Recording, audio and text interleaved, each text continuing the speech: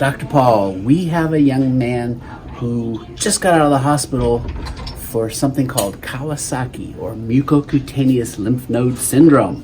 We're gonna go take a look. I didn't take a full video of him when he was sick, and I sent him to the hospital because they were in such crisis.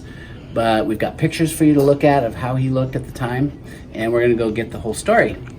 All right.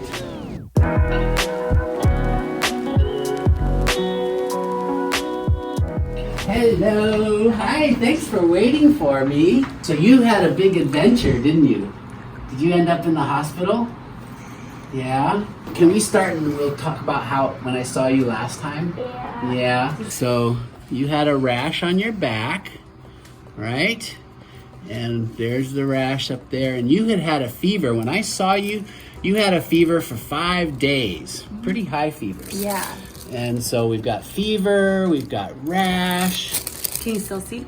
Can you see it? There you go. Here, I'll go over there and you can see too. Awesome. You can get even closer, I think. There we go. Oh, I see.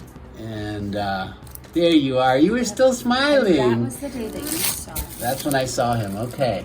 So, still happy, but he was pretty sick looking when I saw him. And we had this rash. There's the face. Mm-hmm. Now, what's really important to notice here is those lips are quite red, right? And I don't know if we got a picture of your tongue, but it was a little bumpy. Yeah, it was just red with white bumps. White bumps, no actual scarring. Right. And so on the tongue, they'll call that a strawberry tongue. It's got the little dots like a strawberry has. That makes sense. And so this is called stomatitis, where you have the lips real red.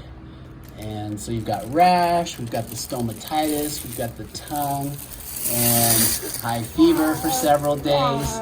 And that's looking like you might have made it to the hospital at this point. Is that when you were in the hospital? Mm-hmm. Yeah, he just had his IV placed, and we were heading out. So after I saw you, and I was thinking, oh dear, you got Kawasaki's. You know, like the motorcycle, vroom, vroom, vroom, like Kawasaki. Get a picture of his face. Like Kawasaki. Okay, so that's pretty cool. And oh, there you are. Look, when you were in the hospital. Isn't that great? You were so brave because they did an IV on your arm, right? So they could give you that medicine called IVIG. IG stands for immunoglobulin. And what that does is it shuts down all the inflammation that was happening with your Kawasaki. Oh, that's so cute. Look at you. Wow. Was that hard? Yeah. You did so good.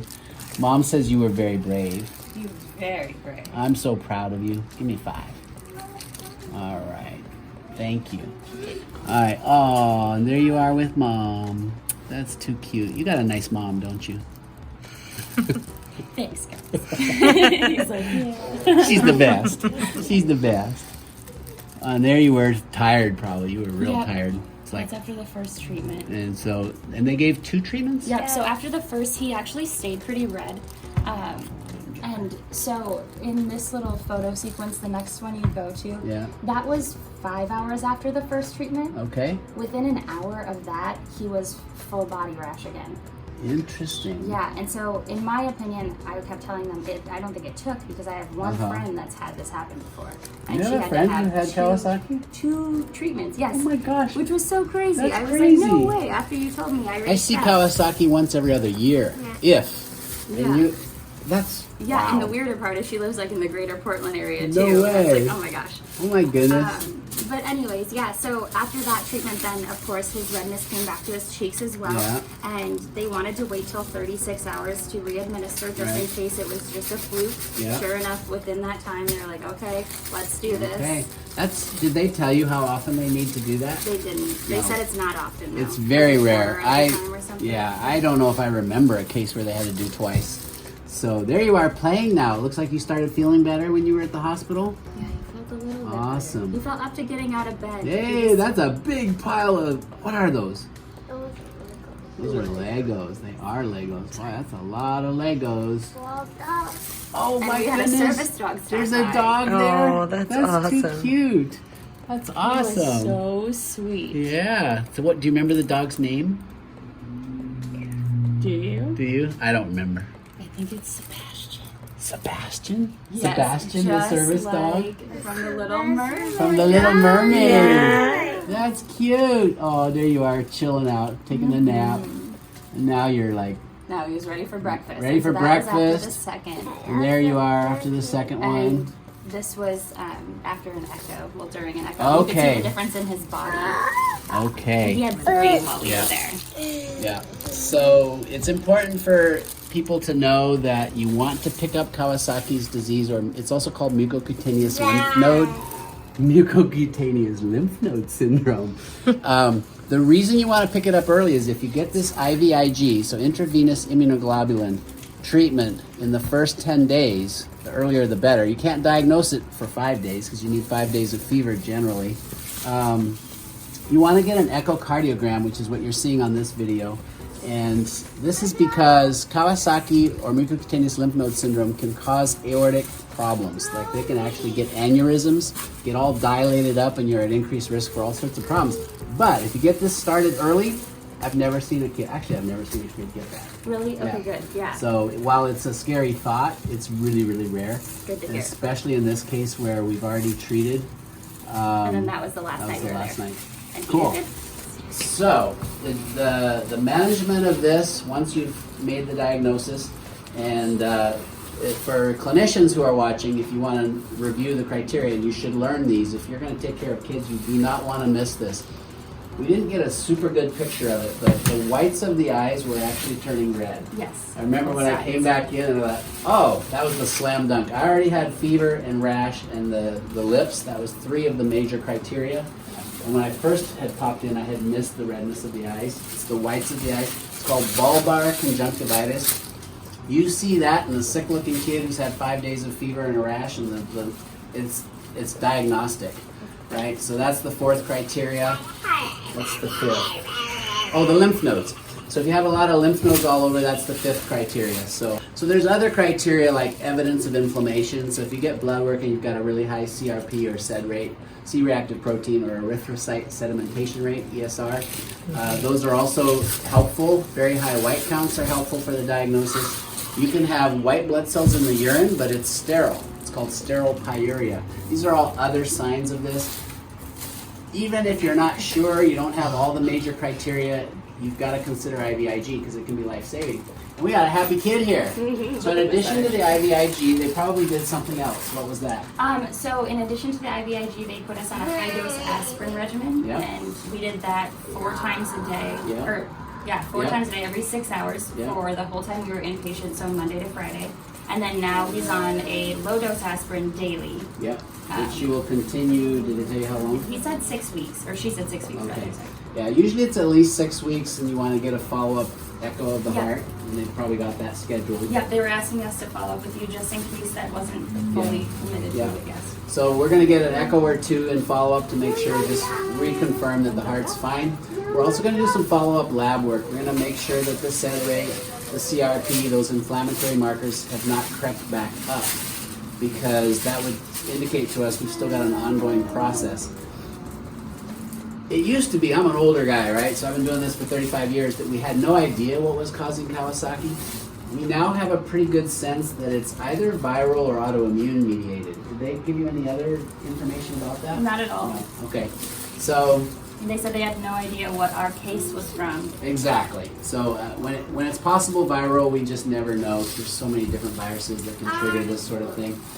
The causes of autoimmunity, well, we know that's toxins, infections, vaccines, aluminum especially is a big trigger of autoimmunity. Food sensitivities even can contribute to autoimmunity. So we may explore some of those things. Sounds good. Taking a look at that, just so we don't go down an autoimmune road. Absolutely. Yeah. But I'm so delighted to see you're doing so well. I'm gonna real quick listen to your heart and lungs. Would that be all right? Sounds good. Ta-da! Careful with that sword. I got one too.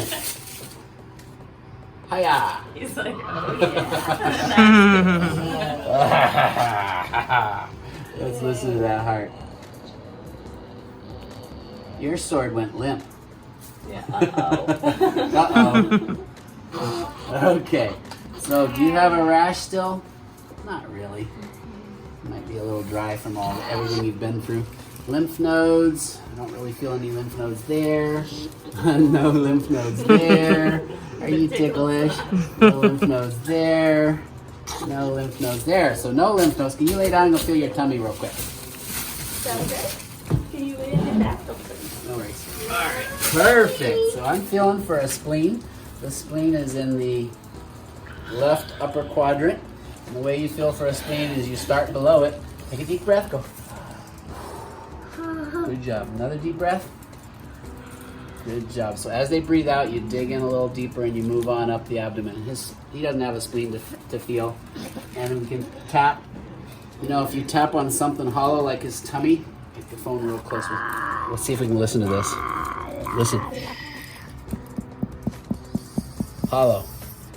Now we're going to listen to this. Solid. Good thing your head's not hollow. All right, buddy. Thing here on your fingers is you had peeling of the fingertips. And that is exactly what we see usually around day 7 to 10 of Kawasaki syndrome. But look at this, you got nice fresh skin coming up underneath. It's perfect. That, in people who had an atypical Kawasaki, so they didn't have enough criteria to make the diagnosis, you see that, boy, you jump right to the cardiologist, because if they haven't done an echo, they better get it going. And the IVIG, just because, you know, there are other things that can cause that, but this is the most common thing is Kawasaki, to cause peeling of the fingertips only. It's classic for Kawasaki. And you were saying that his lips peeled too after this. And so they've gotten better, but it's definitely still, you know, a slight peel. Got peeled. Yeah, they're peeling. You had peeling fingers. Yeah. He's handling it really, really well. You're so brave. Give me 5.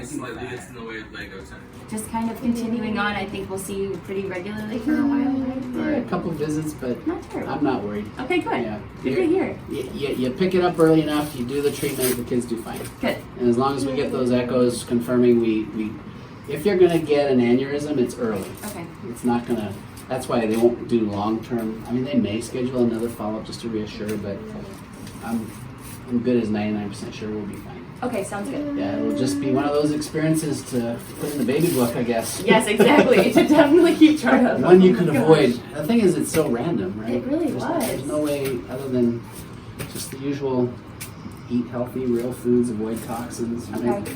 All right, you guys, thanks for watching. And we're going to stay on the low-dose aspirin until we get totally cleared by cardiology. Okay. Probably the 3 to 6 weeks or whatever. 6 weeks probably. Sounds good. Yep. Perfect. Thanks for watching. I'm Dr. Paul.